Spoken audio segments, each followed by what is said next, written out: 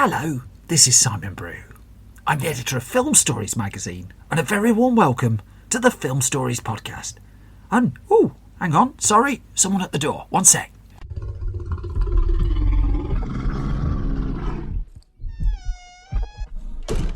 Oh, shh. Come with me.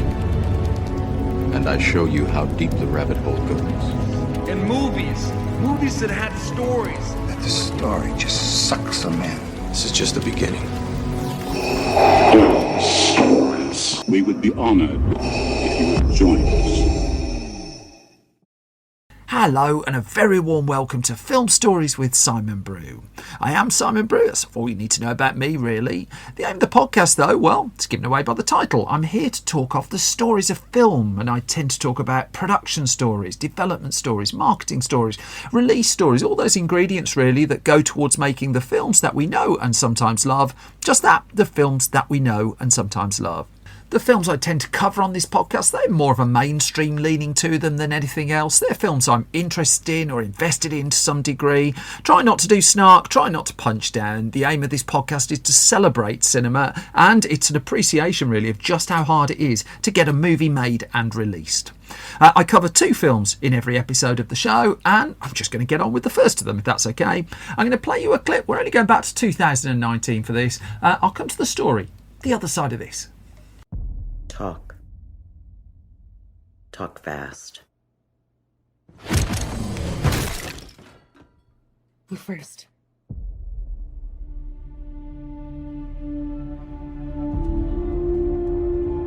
My name is Sarah Connor. August 29, 1997. It was supposed to be Judgment Day. But I changed the future. Saved 3 billion lives. Enough of a resume for you? No. You may have changed the future, but you didn't change our fate.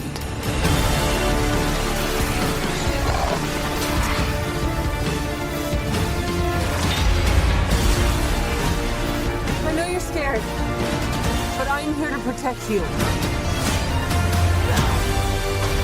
Never seen one like you before. Almost human. I am human, just enhanced. Why do you care what happens to her? Because I was her. And that was a clip from 2019's Terminator Dark Fate, directed by Tim Miller, screenplay credited in the end to David Goyer, Justin Rhodes and Billy Ray. Story, meanwhile, went to James Cameron, Charles Egley, Josh Friedman, David Goyer and Justin Rhodes.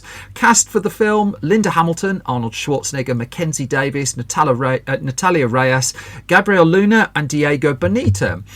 And so, Terminator, well, where do you start? On March the 19th, 2017 and June the 19th, 2018, those were the earmarked release dates from Paramount Pictures for parts 2 and 3 of the Terminator Genisys trilogy. Now, 2015's Terminator Genisys was the latest attempt to take the Terminator series and spin out a fresh trilogy of films. Terminator Salvation had tried to do the same thing. Now, Genisys was having a go. Arnold Schwarzenegger had been lured back to star. Skydance had paid an awful lot of money just to get the rights to make Terminator films, and so it wanted a return on its investment as well. And contrary to popular belief, Terminator Genisys did enough box office money to trigger the next film. Had anyone really wanted to press ahead with Genisys 2, they may have got their wish. And the problem, though, wasn't the box office, although it wasn't great. I mean, 89 million in the US was low for a Terminator film, for instance. It was the fact that pretty much nobody on planet Earth liked Terminator Genisys. That notwithstanding, it had set up a major plot point in its post-credit sequence, well, its mid-credit sequence, so they knew where it was going for the next film. They got all this mapped out, but the response to the film had been so poor that the alarm bells weren't just mildly ringing, they were absolutely clanging. And it felt a bit like bowing to the inevitable in January 2016 when the announcement came through that Paramount was moving Terminator Genisys 2 off its 2017 release date and replacing it with, what do you know, Dwayne Johnson in the Baywatch movie. And what this meant was, for the second time running, the Terminator franchise had failed to generate a new trilogy of films. Now, Skydance was still keen to make another Terminator film, but how'd you do it when the latest attempt had failed? The time before that had failed. Terminator 3 was supposed to have sequels as well, and they hadn't really taken off. And so in the end, it kind of decided to go back to where it all started, the brain of James Cameron. But not immediately so, because David Ellison had been in conversation with a director called Tim Miller. Now, Ellison, one of the financiers, a billionaire behind Skydance, was a producer on Terminator Genesis. He'd been one of the people, along with Megan Ellison, who'd really pushed forward to acquire the rights to the series. And Ellison got talking to Tim Miller after seeing the film Deadpool. Now, Deadpool, which Miller directed, had been a remarkable success. It had proved to Hollywood, what do you know, you can have an R rating on a movie and it can still make over $800 million. Who knew these things were even possible? But the conversation with Tim Miller, well, he was set to direct Deadpool 2, so he wasn't really an option as far as Terminator was concerned. In fact, he had a pitch for where he wanted Deadpool 2 to go as well. Yet he wouldn't get the chance to take that forward, because the story went that Ryan Reynolds, the star of the Deadpool movies, had differing views as to which way forward the Deadpool franchise should go.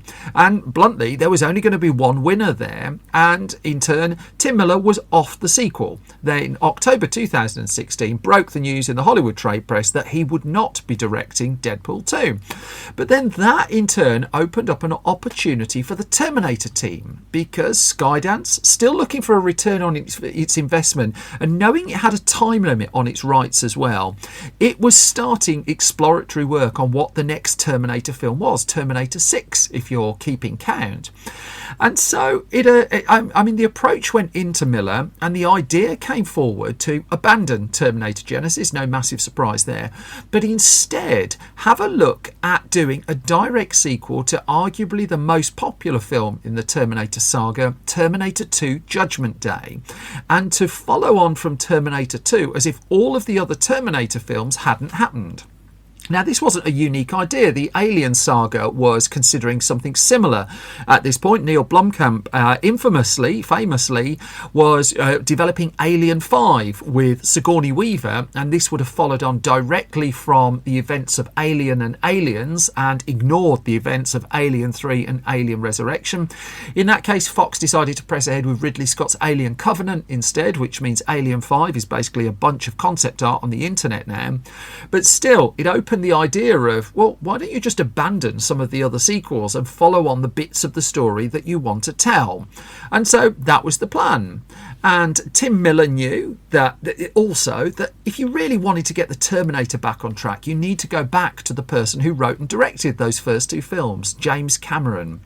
Cameron had had a very light involvement in Terminator Genesis, in that Paramount Pictures persuaded him to effectively put a movie review out ahead of the film's release. He recorded a really bizarre YouTube endorsement talking about how Genesis was really true to vision and stuff like that.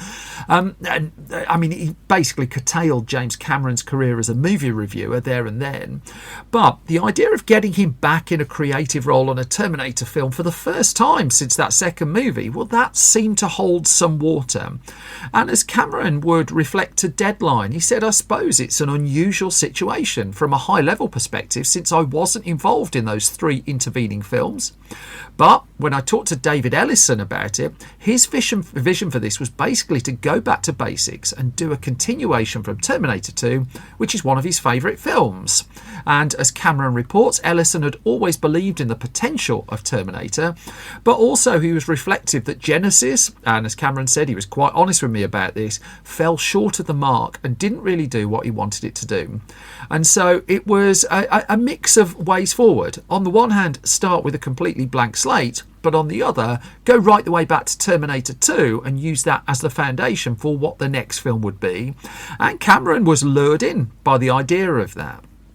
Now, separately to that, Tim Miller had already brought in a bunch of novelists to help work through story options for where Terminator should go next. And he talked about this in an extensive interview he gave with Polygon, which you need to dig onto archive.org to find now. But he explains that he brought on Joe Abercrombie, who he said writes my favourite books of all time, the first Law books. He brought on Greg Bear, Warren Ellis, Neil Asher, Neil Stevenson, and they were working through possible storylines for the future of Terminator. Now, James Cameron agreed to come aboard in January 2017, not long after Tim Miller himself had boarded the project. Now, Cameron at this stage was also developing the film that would become Avatar: The Way of Water, and the multiple sequels to that at the time of recording are still in various stages of development and production. But Cameron producing, at least, and Tim Miller directing, well, there was a fresh way forward here for a new Terminator film. And already it sounded a bit more exciting that between Cameron, David Ellison and Miller, they examined the way forward for this, and they each felt it needed some of those legacy characters back, specifically Sarah Connor as played by Linda Hamilton, who again hadn't been near the franchise since 1991's Terminator 2 Judgment Day. Now, Arnold Schwarzenegger was also lured back into the film, but Tim Miller, interestingly, wasn't insistent on Schwarzenegger. He wasn't so keen, but it was James Cameron who pushed for him. He'd been friends with Schwarzenegger for a long time. He'd worked with him on his Terminator films, and he felt that Schwarzenegger should be a part of it. Meanwhile, Tim Miller felt they should have Linda Hamilton, and in the end, approaches went out to both of them, and they would reflect in the end that having both of them, probably not a good idea. One of them they could have got away with. And so Cameron explained, we spent several weeks breaking story and figuring out what type of story we wanted to tell, so we'd have something to pitch to Linda Hamilton. And even at that stage, they weren't just talking about one film. Once again, repeating the same mistake, once again, the conversation was, how can we set up another trilogy of films? They were clearly conscious the previous attempts had hit the buffers and hit the buffers early, but they didn't just want to make one film, they were looking to make more of them. And it was Cameron who eventually came up with the story treatment for what would become Terminator Dark Fate. They knew that they could use the time travel element built into the saga to undo the events of later sequels. And then once they got these basics in place, it was a dreaded writer's room that came together. Now, writer's rooms, we talked about this a couple of times on the podcast before. Writer's room in television, fairly standard practice. You get a bunch of brains in the one room, come up with a bunch of ideas, split the scripts up. In the case of movies, it's been used less. It's been used on things like G.I. Joe and Transformers movies, but it's kind of like frowned on a little bit more. In the case of Terminator, they still brought together four different people: Billy Ray, Josh Friedman, David S. Goyer in there, and Justin Rhodes. And then Cameron, happily settling into his producer role, was insistent that Miller would be the director of the film. And that writer's room came up with the ideas that would fuel the three different movies. And going back to that Polygon interview, Tim Miller would just reflect that David Goyer wrote a draft, and then David had to go on to do other projects. So then Billy Ray pretty much wrote that draft from scratch with Tim Miller. Miller said he wrote all the action, and Billy, who's great with character, he handled all of that stuff. Justin Rhodes had worked with David Goyer in the first place as well, so they get the screenplay credit in the end, although Tim Miller doesn't. And Cameron admitted as well that when they came to put together the story and the approach for the Terminator 6, call it what it is, they'd looked at the previous three Terminator films, and he said one of the things that seemed obvious from looking at the films that came along later was that we'd need to get everything back to the basics. There was it again, back to basic Terminator film. It sounds really enticing on paper. And he said we'd need to avoid the mistakes of making things overly complex, that we needed to avoid stories that jump around in time and characters that go backwards and forwards in time all along. And so I go back to Terminator 2. The action of Terminator 2 in story time takes place, just over a couple of days. And that was what Cameron felt. This has to play out over a small number of days. Now, the leaning as well was it probably should be R-rated, but that wasn't mandated at this point. But still, there was enough material that they could then press ahead with making screenplay out of all the ideas that had come together. By April 2017, it was confirmed that Arnold Schwarzenegger would indeed be back in another Terminator film. And by September, we knew that Linda Hamilton was on board as well. But it took her about a month and a half to decide to make the jump. That Cameron would say that he sent her a very, very long email, and in that email he'd explain all the reasons she should do the film. He would also explain all the reasons she shouldn't do the film, and in the end she reflected she was going to go for it, but it was going to take a lot of work to get her into the shape that she wanted to be for the role. It's a good year of training and firearms work, and she was interviewed in what, Film Stories, heard of that, and she told my colleague Duncan Bowles, she said, at this point in my life of 20 years later, after Terminator 2, she said, I don't have much to prove. She said, I don't think coming back to play Sarah Connor is going to pigeonhole me, because let's face it, it's not the final days of my career, but I don't feel that by playing her again, that will be all that I will ever play. She said, I'm a woman of a certain age. And Hamilton had resisted heavy action roles after Terminator 2. She'd certainly been offered them, but she was wary of being pigeonholed, but this felt like enough of a gap to take a journey back into her most popular screen role. Now, others would follow in the cast, but it would take a little while. It wouldn't be until March 2018 that the rest of the leads were confirmed. I mean, the plan had been potentially get the movie out in the summer of 2019, but the casting went on so long that was no longer feasible. That March 2018, for instance, Mackenzie Davis was confirmed in a lead role. She went into training as well. Natalia Reyes, she would complete the ensemble, and the idea then was, well, let's move the start of production to June of 2018, push the release date back to November 2019, but they had a script, they had a cast, they had the legacy cast back, they had a director in place, and they had James Cameron involved in a Terminator film. What could possibly go wrong? Well, Cameron was very keen to keep his distance from at the point the movie got to the shoot itself. He was very active in pre-production and development. He was very active in post-production, but he was never on set during the filming. In fact, he wasn't even in the same country as Terminator Dark Fate shoot. He was in New Zealand continuing to develop his Avatar project. However, he was still working on the Terminator film. He was working on the script even as Tim Miller was on set shooting scenes. And as Cameron said, I focused on getting the script punched up. He said, I didn't feel like we went into the shoot with the script exactly where it should have been. And as he reflected to Deadline, he said, sometimes I was shipping out pages the day before they shot a scene. He said, I'm not sure that was 100% always helpful. He might be right there. But overall, I kept the characters on track and sounding right and being where they needed to be.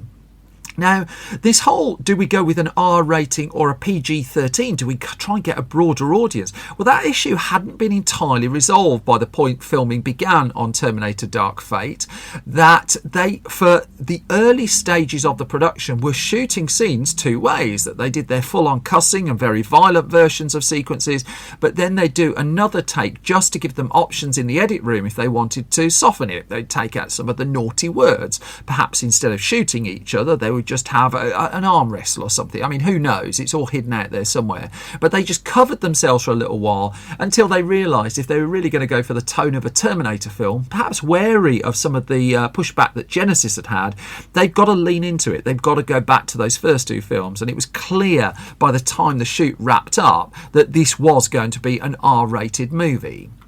Now, Miller would reflect that it was a tough shoot. I mean, geographically, it went from Spain to Hungary to America as well. And he said the changing script didn't help, that Cameron was sending over these pages from New Zealand, and it was affecting what was going to be done the day after.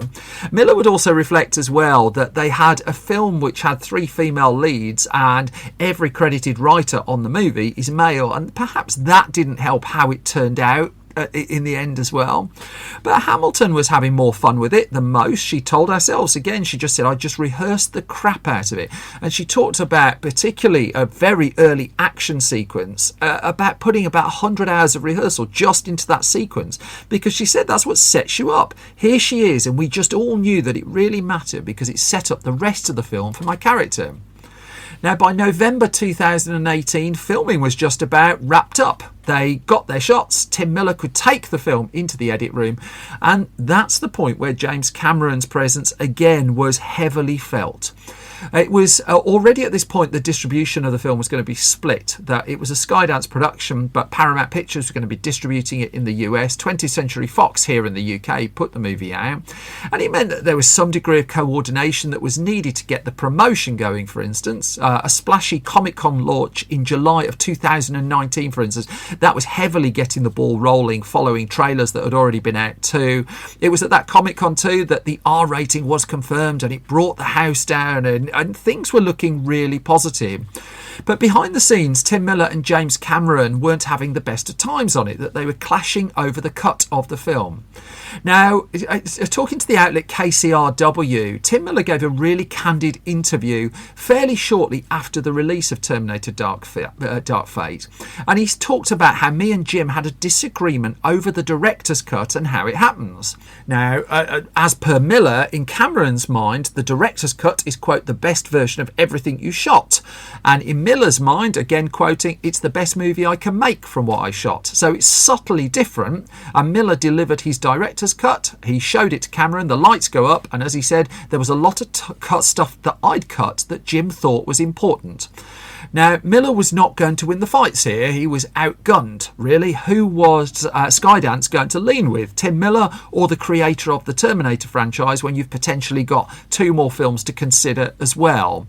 And so they would, I mean, as Miller would describe, he just said, I don't mind having a debate, but if I can't win, I don't want to play. And it was tense. It wasn't the easiest of times. And I mean, afterwards, Miller and Cameron would say they would go for a beer together, but it's just, they just wouldn't work together on a movie. Still, the film was not cheap. It was a blockbuster. $185 million this Terminator film cost, and its release date had just inched forward just a little. It was now coming out in October 2019, and the 23rd of October 2019 in the UK, out came Terminator Dark Fate, and the response to it was, well, it still wasn't great, really. It was a notable improvement on the response to Terminator Genesis. But in terms of where it sits against Terminator and Terminator 2, which is the films really had allied itself to, it was still falling a long way short. That there were things very much in its favour. I mean, the cast in its favour as well. But I mean, for a film trying to move forward with the franchise, it just seemed that its legs were just very much in the past rather than moving into the future. And as much as there were positives to the film, there was some pushback as well, not least over 1 or 2 plot decisions that I won't spoil here that were made in terms of legacy characters from the previous Terminator films. Now, the American release would follow a week after the UK release, so let's track how that turned out as well. It went into US cinemas the first weekend of November 2019 on over 4,000 screens as well, and well, as much as it topped the box office chart, it was hardly a sensation. The box office returns of $29 million for its opening weekend were far below what Paramount originally would have wanted, particularly for a $185 million production. And it didn't help that it was following in the wake of the release of Joker, which had been around for a month or so at that point, had crossed nearly $300 million. And that had an R rating as well, and showed what the ceiling was looking like for R-rated movies. I should point out the same week that Terminator Dark Fate came out in the US, Ed Norton's film Motherless Brooklyn, a really underrated movie, I think, that sat in 9th place. That failed to snare an audience as well. And the problem with Terminator is by week 2, its box office was very much down. It dropped 62% of its business in its second weekend. It was down to 5th place. And the competition, I mean, it was more quantity than quality, really. Midway from Roland Emmerich topped the chart the following week. Dr. Sleep, fine film. That was disappointing with 14 million on its opening weekend. The family movie Playing with Fire, the Christmas film Last Christmas, and Terminator was clinging on to the top 5 on its second weekend of release. Imagine that if they'd have released that in the aftermath of Terminator 2. A Terminator film clinging onto the top 5. Even worse, week 3, it was out of the top 10. Le Mans 66 and Charlie's Angels came along. The Good Liar came along. It's not that there was a shortage of competition, but still, one of the reasons you make a Terminator film is you kind of figure that the name holds some currency, but clearly not enough. By week 4, it was out of the top 15. It was dropping like a stone. And so if you start to tally up the box office returns, I mean, in America, it did $62.2 million worth of business. A really notable drop still from Terminator Genesis. Once more, the overseas helped. I mean, 198 million outside of the US. So Terminator Dark Fate's overall box office gross squeezed past $250 million, 261 million in the end. But if you put that side by side with Terminator Genesis had done in the end $440 million worth of business around the globe, and that was a less liked movie than Dark Fate. And the conclusion that people were rapidly coming to was people were just not that interested in Terminator films anymore. That the golden goose had been killed some time before. Now, Miller followed the example, actually, of Simon Kinberg on X-Men Dark Phoenix, which had also spluttered around the same time, by coming out quickly to tell the story of what had gone wrong. He got in front of that rather than leaving it for years and letting people speculate. And he talked about struggling to work alongside James Cameron. And he said of the critical drubbing that the film had received in certain quarters, that those critics, quote, seem to hate what they seem to hate the most about the movie are the things I can't control. It kind of felt like that was implicitly putting that over to Cameron. It emerged that Tim Miller, perhaps not surprisingly, didn't have final cut of the movie, that instead went to David Ellison and James Cameron and the producers, and so he was a little bit powerless as to quite what the final cut of Terminator Dark Fate was. And even though he didn't slam it, it was just like, I don't think he was massively keen on it.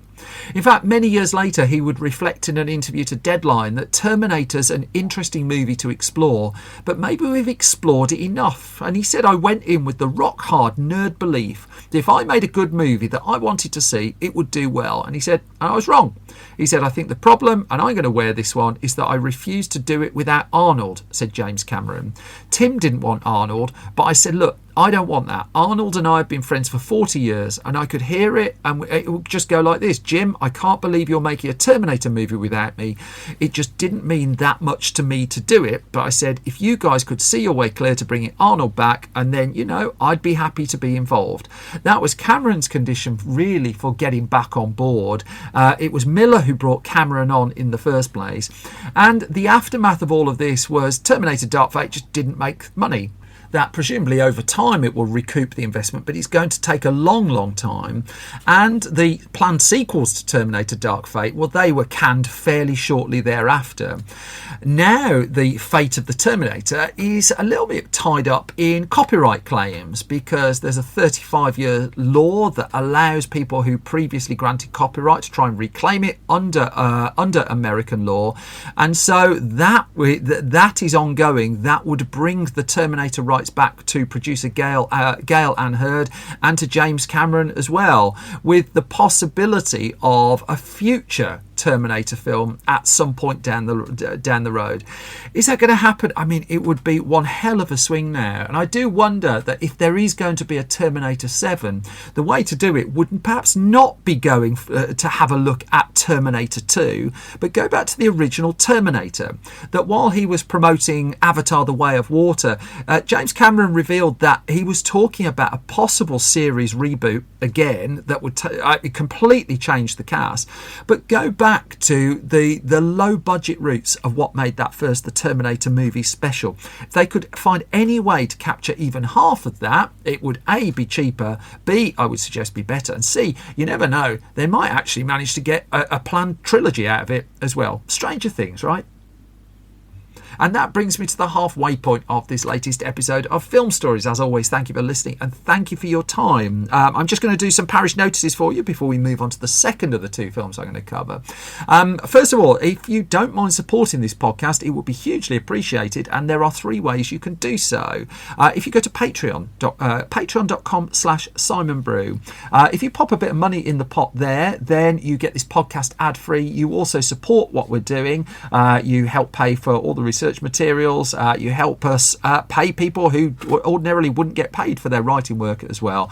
You find out all the gossip of what's going on behind the scenes at Film Stories too. We have quite a lot of things going on at the moment, some of which we're going to be able to talk about shortly as well.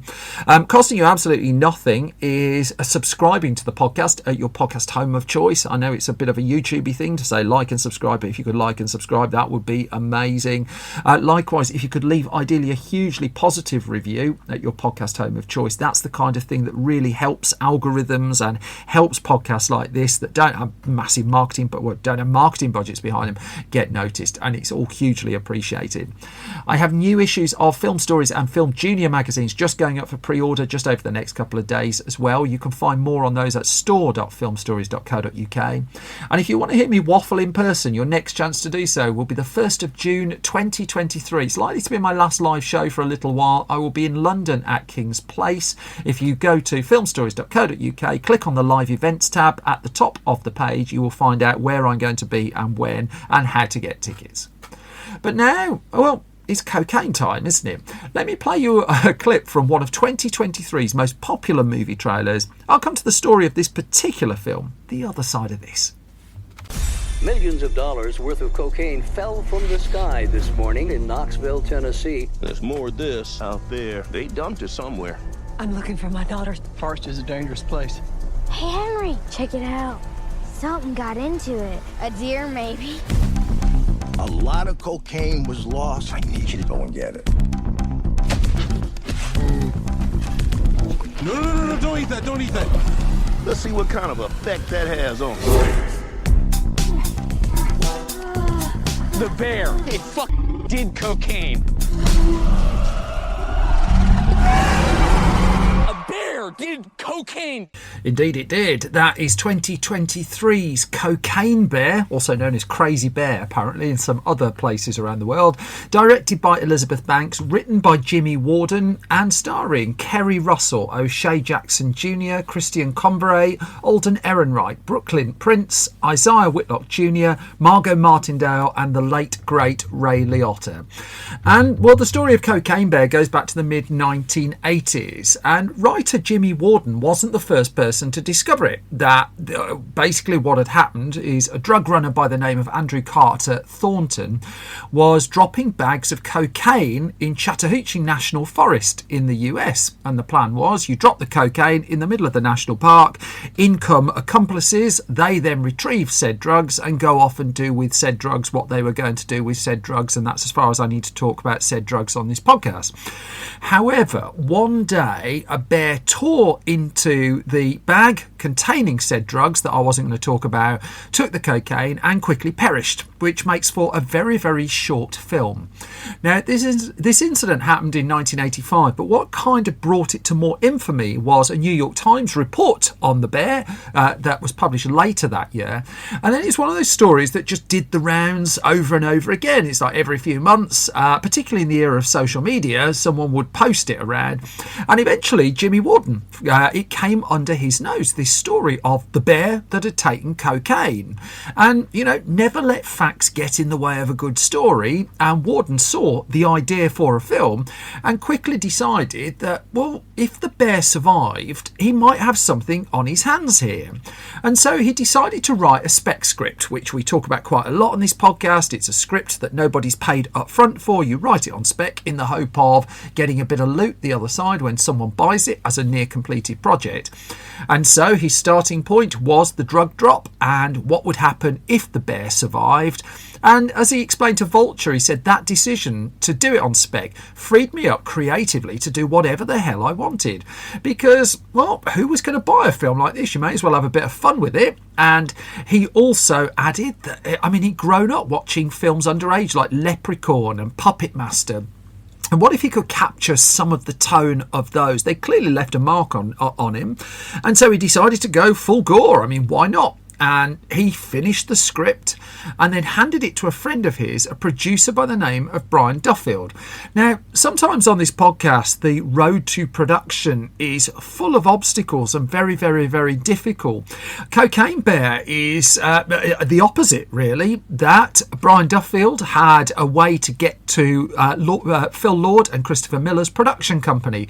Lord and Miller, who made the Lego movies, 21 and 22 Jump Street, the Spider-Man Into the Spider-Verse, their name is on that as well. And so, I mean, what had happened actually earlier in his career, Jimmy Warden had actually worked as a PA for Lord and Miller on the film 21 Jump Street. And so this script got under their nose. And the next stage just took weeks. They liked it. And then they had a first look deal through their production company with Universal Pictures. And so Universal Pictures is the one studio which continues in Hollywood to make non-franchise films. That its output is greater in quantity than pretty much all of the other studios working in Hollywood at the moment. I think Sony perhaps occasionally gives it a run for its money. But Universal's still the one that's making, through its various arms, 10-20 films a year, and so it's also actively looking for non-franchise things as well. I mean, the non-franchise films tend to be slightly cheaper to make and they take a bit more selling, but if you get a success out of them, who knows, you might end up with a franchise film anyway.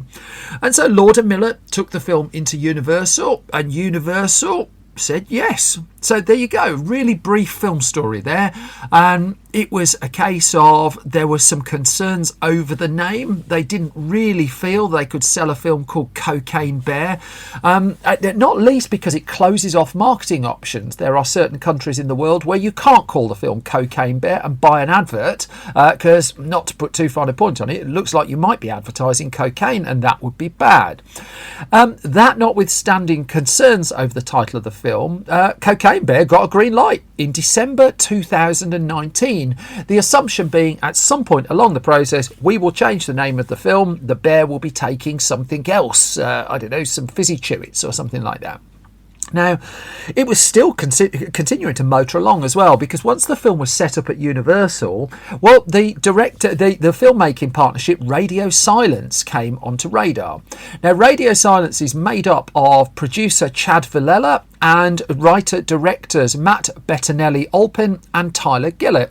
Now, they had at this stage delivered Ready or Not, which is a terrific film. I really, a lot of time for Ready or Not. And so for a while, they were the people attached to Cocaine Bear until an offer came in. Would they like to reboot, extend, whichever word you want to go with, the Scream saga? And so they duly signed up to make Scream 5, which confusingly would be called Scream, and then have since made Scream 6, which less confusingly is called Scream 6. So the director's chair was open, that they got a script, they've got producers, they've got studio backing, and then the project crossed the desk of Elizabeth Banks, who was looking for new material to direct. Now, Elizabeth Banks had directed a film for Universal, which is under its film side is under the stewardship of Donna Langley, who's one of the longest running studio heads in Hollywood. And so Donna Langley had been in charge when Elizabeth Banks delivered Pitch Perfect 2, and that proved to be a very big hit. Then Banks went elsewhere to make her Charlie's Angels movie, and she learnt on that film that if success has 1,000 fathers, then when a film doesn't work, it gets a lot lonelier. That, as she's explained in many interviews, she was sort of left to carry the can a little bit when her Charlie's Angels film, which I thought was pretty good, didn't do the requisite box office numbers. That said, she didn't go, as the old cliche goes, to movie jail. There was a point, particularly for female directors in the 80s, 90s, if you made a film and it didn't work, your chances of getting another film made, absolutely nothing. Now, it's not just restricted to women. Just the other week, we talked about Thunderbirds on this podcast, and Jonathan Frakes, once that came out, couldn't get a deal to direct a movie anywhere and still hasn't. But Banks was moving fairly quickly after Charlie's Angels, and she saw the Cocaine Bear script and her eyes lit up. This was the moment. I mean, fairly fairly soon after reading it, she was in, that she had a conversation with Jimmy Warden on the phone, and the pair discovered that they had exactly the same tonal line in mind for the film. This was going to be a ferocious film. This was not going to be a tame bear, and by upping the degree of violence and savagery of a bear that's basically off its tits on cocaine, it would basically wrap around to become almost comedic. And so there was surprisingly little disagreement really on the tone and direction of the film, and there was a collaboration established very, very early on that would run right the way through the film's production. And so, I mean, Banks would tell Variety when she decided to sign on to direct Cocaine Bear, it's because she saw it as an opportunity as well to give the bear his own point of view. She said she had deep sympathy for the bear after reading the original reports from 1985. And it's hard not to. I mean, it wasn't the bear's fault it decided to take a load of cocaine. It's not the bear's fault that the cocaine killed it. And so there was some kind of pathos for it there. And as Donna Langley would say in an interview just before the release of the final film, she said she was hugely praising of Elizabeth Banks. She said she wasn't afraid of the material, and you can imagine some people would have been. She said she wasn't afraid of how gonzo it needed to be. And she said, in today's marketplace, really what you have to be is bold and fresh and different, and Cocaine Bear certainly checks those boxes. Now, Banks had also been on the Lord Miller radar, it should be noted, for her voice work on the first two Lego movie productions as well. And she got hold of the script during the pandemic lockdown. She loved it. She still had to do a pitch deck, and as Christopher Miller would report, her pitch deck for it was not short of body parts and internal organs, and a deal was fairly soon put together in 2020 for Banks to indeed direct the film. Now, that's not to say there weren't changes that were done from Jimmy Warden's script, that his original screenplay had a lot more character backstory. As much as Banks was talking about the need to have characters you can root for during the press tour for Cocaine Bear, they're relatively stripped back. They're certainly a lot more stripped back than they were in the original draft of the screenplay. Some of the exposition was out as well. I mean, the concept's really sold by the name, and how much did you need to explain to people? And so what this meant was a lot of stuff from early in the film was shaved back, and this would contribute to a very welcome lean runtime for the final picture. It comes in at 95 minutes, and much of that was because they stripped out a reasonable amount of work in the early stages of the film. They did that in the pre-production phase, so that saves a bit of money as well, and they had really everything they needed in place. That Banks was doing her research. She went down, as she would confess, some internet rabbit holes she sort of wished she hadn't gone down, but she did have one last condition as she closed her deal to direct the film, because this had energy behind it. This was going to happen, but the one condition: you've got to keep the name. You've got to call it Cocaine Bear. And Cocaine Bear, it was duly monikered. Is monikered a word? It is now. Now, amongst the key cast hires, the wonderful Margot Martindale was fairly early on board, and it was Margot Martindale who acted as really just luring other people in to the project, not least Kerry Russell. I mean, the pair had worked together on the TV series The Americans, and Russell hadn't acted for a little while, and she got sent the script for it, and she was thinking of doing the picture, but then she found out that Margot Martindale was doing it, and she's just like, you're doing what? And as Russell would reflect, she would just say it was in the middle of COVID, everything was so hard and depressing, the whole world was broken, and it just felt like exactly the right movie to make at that time. And she said it's got nothing to do with what's going on in the world right now. There's not some deeper meaning to it you're supposed to take from the film. It is just a complete escape. And her signature adorned the dotted line. Might even have been a DocuSign, who knows. But she was aboard Cocaine Bear. And then July 2021, just ahead of the start of filming, the whole cast was confirmed, and the names in there included O'Shea Jackson, Jesse Tyler Ferguson, Alden Ehrenreich, and Ray Liotta agreed to take on a key character role, and inevitably I'm coming back to him a little bit further down the story.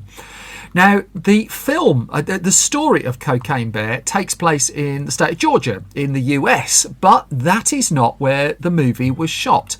That production began on the 20th of August 2021, but this very American story of cocaine being dropped into an American national park was filmed in the only logical place to do so, and that would be just outside Dublin in Ireland. That the cast and crew settled in a small town called Dalkey, which is just on the outskirts of Dublin, and that was where they decamped to make the film. And reading around, I mean, there wasn't a lot of drama to the shoot, really. That it was a fairly straightforward A to B before it wrapped up on the 17th of October 2021.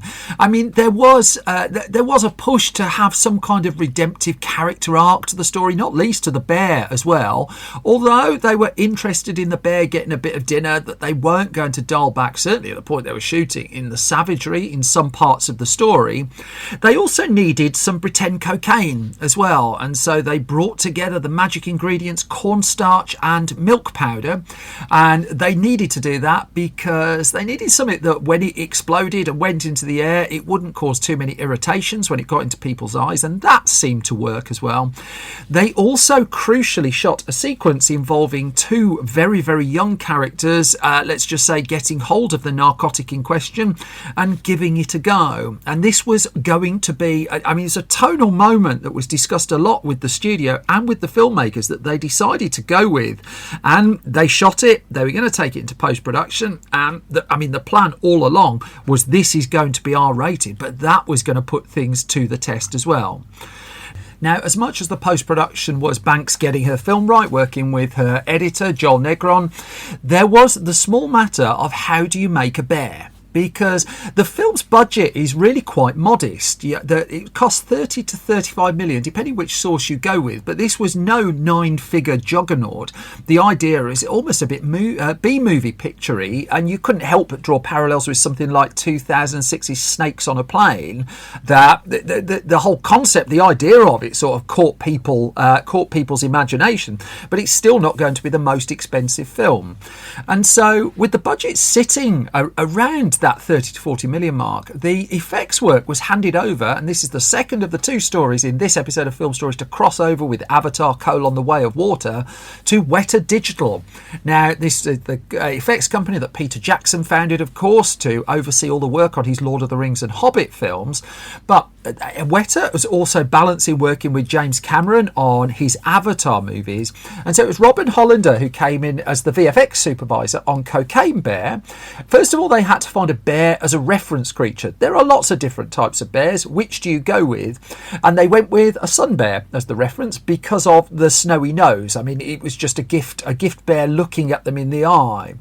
Now, what they've done is on set, I think most of us are fairly familiar with how this works. They've got someone on set to do performance capture work. The actor's name is Alan Henry, and there are behind the scenes shots and footage that you see of Cocaine Bear, of him in a nice tight suit, everyone around wearing masks, him pretending to be a savage bear, and just giving Elizabeth Banks the necessary reference footage so that Hollander and the VFX team at Weta could build their bear. And so they also, in their workshop, they made a life-size replica of the bear's head as well. They needed to interject drugs into the midst of it too, and I mean, they looked at how drugs have been done on screen before, and inevitably Brian De Palma's take on the Scarface story gets a name check in there. But there's also sequences where the bear, let's just say, does some damage to human beings. I think you could charitably say that. So it was quite a lot of work in this, and in the end it was 470 effect shots that were delivered. Just over half of those were relating to the bear. There was other stuff such as waterfalls and things like that they had to put in, and I would have expected personally the number of effect shots to be bear centric, to be higher, but there was a lot of other work going just to turn that beautiful Irish landscape into an American national park. Now, the post-production was ongoing. It got to the point where in May 2022 that there was the cast, certain members of the cast were brought back to Ireland just to do some re-recording work, to do a bit of additional dialogue as well.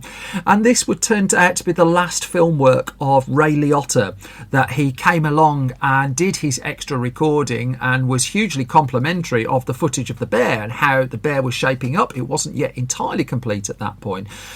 It's worth noting that Cocaine Cocaine Bear is indeed dedicated to the late, great Ray Liotta, and this was the last film work he did before he unexpectedly died several days after completing his work.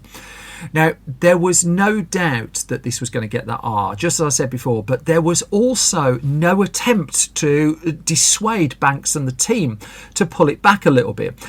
I mean, Banks would describe the film as a potential career ender in one interview. I mean, she knew that this could go wrong, and she did, in the edit, pull back some of the gore that they'd shot on set, but then there was a lot of gore to choose from, and she knew what the bear needed to do, really, that at the heart there's a degree of humans versus nature here. What happens when you try to contain nature, especially when nature's off its head on coke? And so she wanted that to be in the midst of the film and for that to be a crucial part of it. But the bit that turned people's heads on Cocaine Bear, I think, not just the original title, which generated quite a lot of reaction and response, but it was the release of the trailer in January 2023, and this was really where it had a full-on Snakes on a Plane moment, although I would suggest the resultant movie was a lot better than Snakes on a Plane. I say that as someone who happily enjoys Snakes on a Plane, that notwithstanding. The film's trailer was an absolute sensation, and it's a minor alarm bell when that happens. It only landed like about 6 weeks or so before the film was due in cinemas at the end of February 2023, but the trailer went nuts, and the trailer is really, I tend to avoid trailers as a rule, but I did check it out ahead of recording this episode, and it really, I mean, it captures it. It's so much fun, and it was racking up over 20 million views already, and all of a sudden you had this $30 to $40 million film that was getting the eyeballs, that was getting the attention. If you go back to what Donna Langley said earlier about the whole idea, it has to go full gonzo, you've got to go big to get attention on something like this, and it was working. The only question is, could the film itself actually measure up to the trailer? To which the answer was, well, no, not quite. That Cocaine Bear went in front of the critical fraternity and it got a respectable return. Certainly the level of fun and entertainment you got for your money, that was being praised and talked up, and rightly so as well. I mean, if you're looking for, I mean, all due respect to Elizabeth Banks and what she was saying promoting the film, if you're looking for really significant character development, you just ain't going to get it here. Actually, what you get is what you were promised, a bear on cocaine. And I kind of think the middle bit of the film, and also any bit with Margot Martindale in, the middle bit of the film is where it really, really delivers. But there was enough interest in it that it would get, it got early preview releases, and the people were turning up to see it. I mean, the trailer certainly had done its work. But would people turn up once it went on wider release? Because the week before, Ant-Man was coming out, Ant-Man and the Wasp: Quantumania. Could Cocaine Bear hold its own in the slipstream of a Marvel movie? Well, yes, it could, although it wouldn't get to number one at the box office. Got to number two, though, $23.2 million opening weekend, and Universal happy with that. The Ant-Man film was down to $31 million on its second weekend. And the thing with Cocaine Bear is, even its second weekend, it dropped 52%. Not bad, really, as Creed 3 came along and ate up nearly $60 million of business.